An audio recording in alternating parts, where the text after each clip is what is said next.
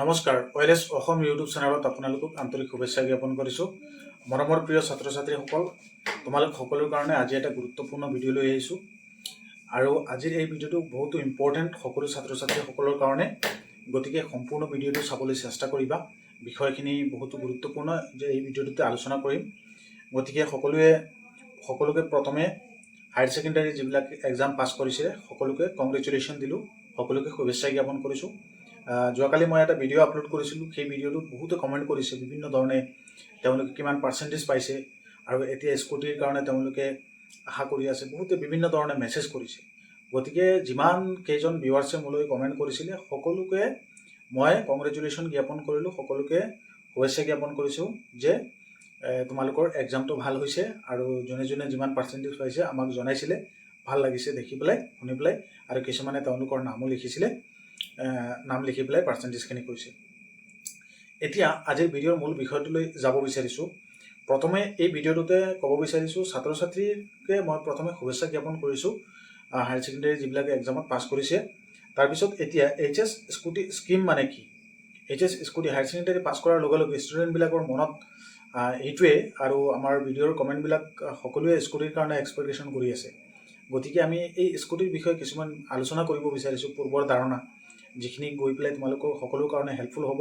বাকী কি কৰিব লাগিব A to Z ইনফৰমেশ্যন এতিয়া যিহেতু থাম্বনেইলটো দেখি পেলাই তোমালোকে গম পাইছা, আৰু এই ভিডিঅ'টো সম্পূৰ্ণকৈ চাবা। 2025 বৰ্ষৰ স্কুটিৰ কাৰণে তোমালোকে কি কৰিব লাগিব, যিবিলাক নতুন ষ্টুডেণ্ট তেওঁলোক সকলোৰ কাৰণে গুৰুত্বপূৰ্ণ ইনফৰমেশ্যন লৈ আহিছোঁ।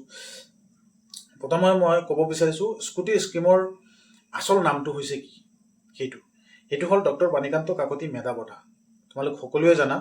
আৰু এই বঁটাটো যি প্ৰজ্ঞাভাৰতী আঁচনিৰ সেই আঁচনিৰ অংশ হিচাপে সেই বঁটাটোৰ অন্তৰ্গত স্কুটি প্ৰদান কৰা হয়। এতিয়া তোমালোক সকলোৱে বুজি পাবা এই ভিডিঅ'টোতে মই তোমালোক সকলোকে জনাম। প্ৰতি বছৰে ছাত্ৰ ছাত্ৰীবৰ্গে HS পৰীক্ষাত 60% বা তাতকৈ বেছি নম্বৰ পাব লাগে বুলি এইটো তোমালোক সকলোৱে জানা, স্কুটি পাবৰ কাৰণে পাৰ্চেণ্টেজটো। তো এই আঁচনি যিটো আছে, এই আঁচনিটোৰ মূল উদ্দেশ্যটো কি? এই আঁচনিৰ ছাত্ৰীবিলাকক বিশেষকৈ উচ্চ শিক্ষাৰে শিক্ষিত কৰিবৰ কাৰণে এই আঁচনিটো মানে অসম চৰকাৰে ছাত্ৰ ছাত্ৰীসকলক দিয়ে, আৰু বিশেষকৈ প্ৰথম ছাত্ৰীসকলক দিয়া হৈছিল, এতিয়া ছাত্ৰসকলকো স্কুটি প্ৰদান কৰা হয়। গতিকে কিছুমান যোগ্যতা আছে যিবিলাক জানা তোমালোকে। ছোৱালীসকলৰ কাৰণে 60% আছিল যোৱা বছৰ, আৰু ল'ৰাসকলৰ কাৰণে 75% আছিল। কিন্তু এইবাৰ তোমালোক সকলোৰ কাৰণে অলপ বেলেগ হ'বও পাৰে, নহ'লে যোৱা বছৰ যেনেকৈ আছিল তেনেকুৱাও হ'ব পাৰে, নিয়ম চেঞ্জ হ'ব পাৰে। গতিকে বিভিন্ন ধৰণে তোমালোকক কথাবিলাক ক'ব পাৰে যিখিনি সঠিক নহয়। মই তোমালোকক পূৰ্বানুমান কৰি কিছুমান বিষয় ইয়াতে এক্সপ্লেইন কৰিব বিচাৰোঁ, যিবিলাক তোমালোক সকলোৰ কাৰণে হেল্পফুল হ'ব। তোমালোক সকলোৱে বুজি পাবা। তাৰপিছত স্কুটিৰ কাৰণে আৰু ক'তো চাৰ্চ কৰিব নালাগিব, বিচাৰিব নালাগিব, সম্পূৰ্ণ A to Z ইনফৰমেশ্যন চাব পাৰিবা। আৰু এটা ৰিকুৱেষ্ট কৰিব বিচাৰিছোঁ, তোমালোক সকলোৱে আমাৰ চেনেলটোৰ পূৰ্বৰ ভিডিঅ'বিলাক চাবা। যোৱা বছৰত আমি কণ্টিনিউৱাছলি স্কুটিৰ আপডেট দি আছিলোঁ, সৰু সুৰা ইনফৰমেশ্যনবিলাক, আৰু বিশেষকৈ ষ্টুডেণ্টসকলক। গতিকে এইবাৰো তোমালোক সকলোকে দিম। গতিকে যিবিলাক নতুন ষ্টুডেণ্টে ভিডিঅ' চাই আছা, এইবাৰ প্লিজ তোমালোকে চেনেলটো ছাবস্ক্ৰাইব কৰি ৰাখিবা, আপডেটেড ইনফৰমেশ্যনবিলাক, সঠিক ইনফৰমেশ্যনবিলাক পাবৰ কাৰণে। এতিয়া মূল বিষয়টোলৈ যাব বিচাৰিছোঁ। ছোৱালীসকলৰ কাৰণে মই কৈছিলোঁ 60% আছিল, ল'ৰাসকলৰ কাৰণে 75% আছিল। কিন্তু সেইটো এইবাৰ হয়তো চেঞ্জ হ'ব পাৰে। যোৱা বছৰ অলপ চেঞ্জেছৰ কথা আছিল, এইবাৰ হয়তো কিবা চেঞ্জেছ হ'ব পাৰে। কিছুমানে এক্সপেক্টেশ্যন কৰিছে যে ছোৱালীক 60%টো এইবাৰ দিব, হয়তো ইয়াতকৈ কমতো দিব পাৰে, নহ'লে ইয়াতকৈ বেছিও পাৰ্চেণ্টেজ হ'ব পাৰে। এইটো বিভাগীয় কৰ্তৃপক্ষৰ ওপৰত ডিপেণ্ড কৰিব বা চৰকাৰৰ ওপৰত ডিপেণ্ড কৰিব, চৰকাৰে কিমান পাৰ্চেণ্টেজ স্কুটি প্ৰদান কৰে। গতিকে আশা কৰোঁ এইখিনি ডাউট তোমালোকৰ ক্লিয়াৰ হৈ যাব লাগে। তোমালোক সকলোৱে বুজি পাইছা, আশা কৰোঁ যে কিমান পাৰ্চেণ্টেজত দিব বুলি সেইখিনি ডাউটটো ক্লিয়াৰ হৈ গৈছে। মই যিমান দূৰ আশা কৰিছোঁ এই ভিডিঅ'ৰ এই কথাখিনিতে। এতিয়া নেক্সট HS স্কুটি 2025ৰ শেহতীয়া খবৰ তোমালোকে কি সেইটো জানিবলৈ পাৰিবা এই ভিডিঅ'টোতে, আৰু সেইটো ক'ব বিচাৰিছোঁ। এতিয়া প্ৰধান প্ৰশ্ন, 2025 বৰ্ষৰ আপডেট কি, যে এইবাৰ স্কুটিৰ আপডেটটো কি? তথ্য অনুসৰি অসমৰ উচ্চতৰ মাধ্যমিক শিক্ষা পৰিষদ HSEC যিটো আছে, তোমালোকে যিটো বৰ্ডৰ আণ্ডাৰত এক্সাম দিছা, খুব শীঘ্ৰেই সম্ভৱতঃ জুন বা জুলাই মাহত তোমালোকৰ এই স্কুটিৰ যিখন নিৰ্বাচন কৰা হ'ব, যিটো মেৰিট লিষ্ট আছে, সেই মেৰিট লিষ্ট প্ৰকাশ কৰিব পাৰে। যোৱা বছৰৰ পূৰ্বৰ ধাৰণাত কৈ আছোঁ।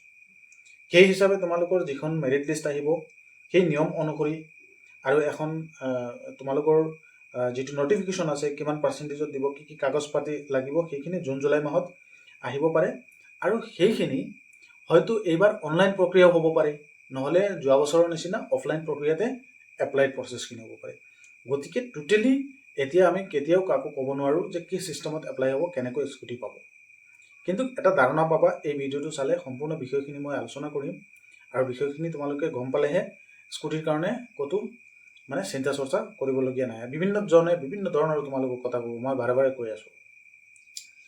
এতিয়া যোৱা বছৰৰ কিছুমান যিটো প্ৰচেছ আছে সেই প্ৰচেছৰ প্ৰতি যদি আমি লক্ষ্য কৰোঁ তেতিয়াহ'লে দেখা যায় যে স্কুটি পাবৰ কাৰণে বিশেষকৈ ছাত্ৰ ছাত্ৰীসকলে তেওঁলোকৰ নটিফিকেশ্যন যিখন ওলায় আৰু মেৰিট লিষ্টত নাম অহাৰ পিছত কলেজৰ লগত কণ্টেক্ট কৰি কলেজত তেওঁলোকে ফৰ্ম ফিল আপ কৰিব লাগে, ডকুমেণ্টছ পাতি জমা দিব লাগে। তাৰপিছত গৈ পেলাই স্কুটি ডিলাৰৰ পৰা কালেক্ট কৰি পেলাই বা ৰাজহুৱা হিচাপে এটা চৰকাৰে এটা জগা নিৰ্ধাৰণ কৰি দিয়ে আৰু সেই জেগাত ইনগ্ৰেশ্যন প্ৰগ্ৰাম হিচাপে স্কুটি প্ৰদান কৰা হয় কেইখনমান।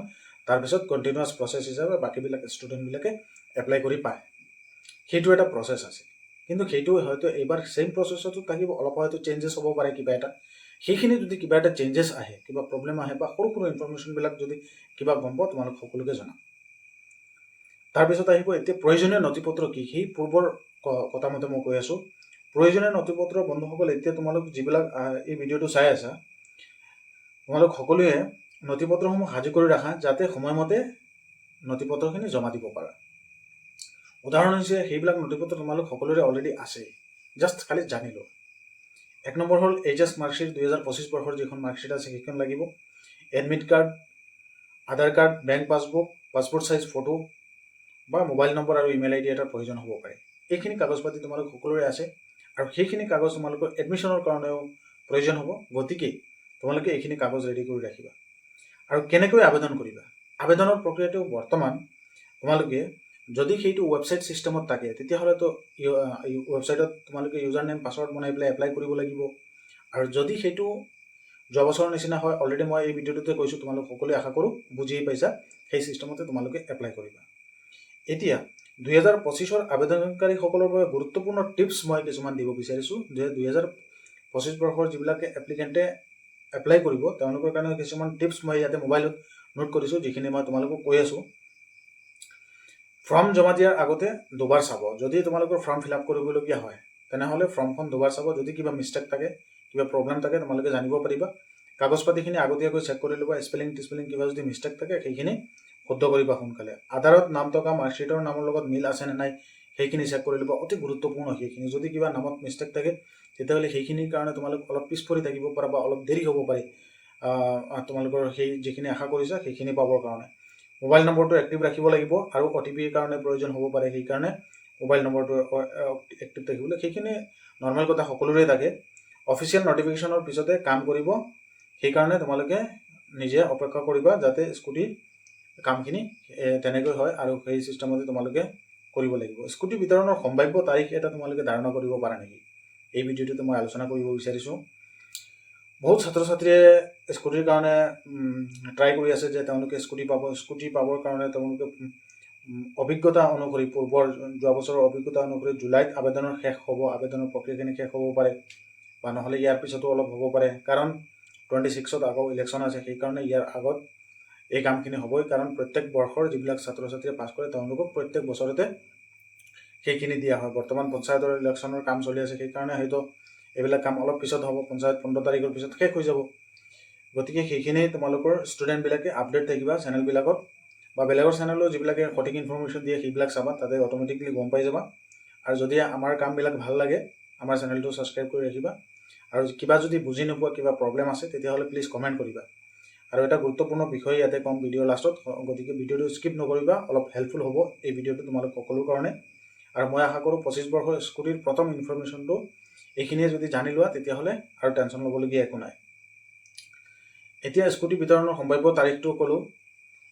এতিয়া সঁচা কথাতে HS স্কুটিৰ আপডেট 2025ৰ সকলো পইণ্ট ক্লিয়াৰ কৰি দিলোঁ। এই ভিডিঅ'টো তোমালোকে কিছুমান অলপ হ'লেও পৰিমাণে বুজি পাইছা। এতিয়া মূল এটা বিষয় ইয়াতে ক'ব বিচাৰিছোঁ, এই ভিডিঅ'ৰ যোগেদি তোমালোক সকলোৱে ভালকৈ শুনিবা। কাৰণ এইচএছ স্কুটি পোৱাটো ইমান ডাঙৰ কথা নহয়। তোমালোক সকলোৰ কাৰণে প্ৰথম গুৰুত্বপূৰ্ণ আৰু ডাঙৰ ইম্পৰ্টেণ্ট কথা হ'ব তোমালোকৰ বৰ্তমান এডমিশ্যনৰ প্ৰক্ৰিয়াখিনি। তোমালোকে যিহেতু পাছ কৰিছে, কিমান পাৰ্চেণ্টেজ পাইছা, যোনে যিমান পাৰ্চেণ্টেজ পাইছা লিখিছা, বহুতে নিজৰ পাৰ্চেণ্টেজখিনি জনালে। 75% পাইছে, 95%লৈকে পাইছে। তিনিচুকীয়াৰ পৰা মোলৈ মেইল কমেণ্ট কৰিছে যে 95% পাইছে এজনী ছোৱালীয়ে।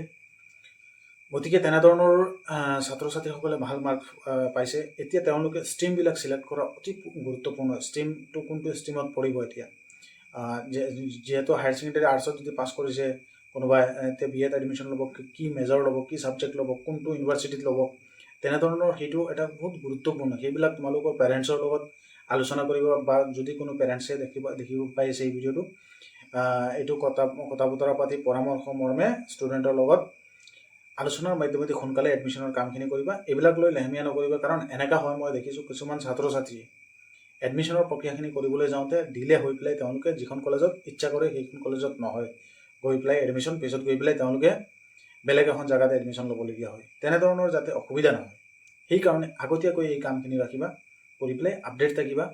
আৰু এডমিশ্যন ৰিলেটেড যিমানখিনি পাৰোঁ সময় তোমালোকৰ কাৰণে উলিয়াব পাৰি। এডমিশ্যনৰ কিছুমান আপডেট যদি পাৰোঁ তোমালোকে দিবলৈ চেষ্টা কৰিম সকলোকে, আৰু তোমালোকে সেইখিনিও চাব পাৰিবা আমাৰ চেনেলটোৰ পৰা। গতিকে আশা কৰোঁ অভাৰঅল এই ভিডিঅ'টোতে তোমালোক সকলোকে যি ইনফৰ্মেশ্যনখিনি দিছোঁ সেইখিনি অলপ পৰিমাণে হ'লেও হেল্পফুল হ'ব।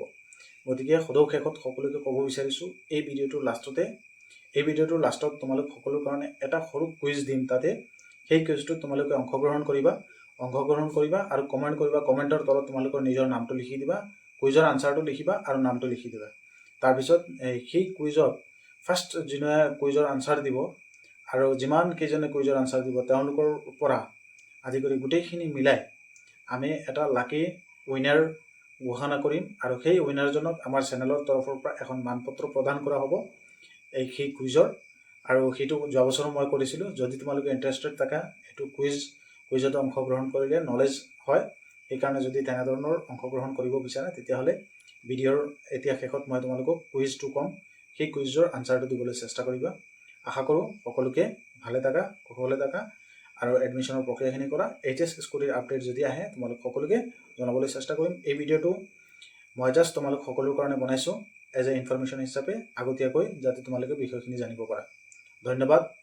আহা এতিয়া কুইজলৈ যাওঁ। নতুনকৈ সৃষ্টি হোৱা লাডাখ কেন্দ্ৰশাসিত অঞ্চলৰ ৰাজধানী কি? এ লেহ, কাৰ্গিল, শ্ৰীনগৰ, জম্মু। শুদ্ধ উত্তৰ আপোনালোকে কমেণ্টত দিয়ক।